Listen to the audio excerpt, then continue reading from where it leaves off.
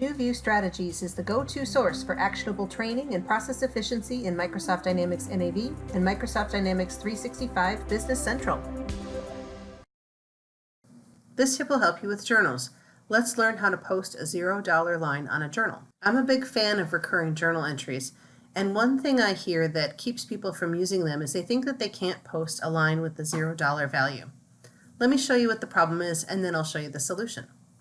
If I go into my journal batch, where I have a multi-line journal entry, you can see that this one is filled out and balanced, and it has a number on each line. We know already that this will post.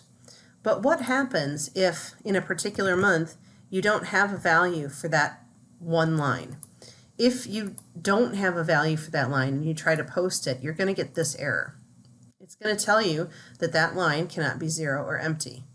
A lot of people feel like the only solution here is to then delete that line in order to go forward with it, which actually turns out to be a lot of work and defeats the purpose of recurring journals, because you really want to be able to set this structure up once and not have to constantly delete and add things in. I'll show you how to deal with it in a different way so you can keep your structure. You can simply filter out the $0 amounts. So if I'm going to put in my filter here, a filter for 0, that's going to be not, so less than, greater than, 0, and then I need to choose my amount from here. Make sure to hit my little arrow. You'll see now that I've only got these two lines. Now I'm going to have to rebalance this for the correct balance, but then I could go ahead and post this journal with that filtered amount on there.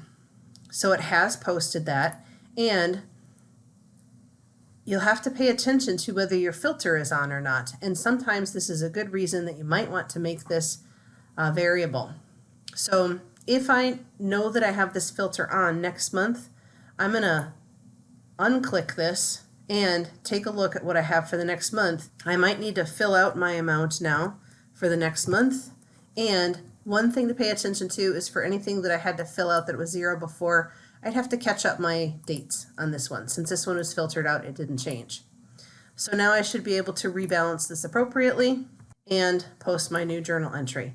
But I was certainly able to have that 1 month with $0 values, and this is something we see pretty commonly with things like our payroll or other things that change quite frequently.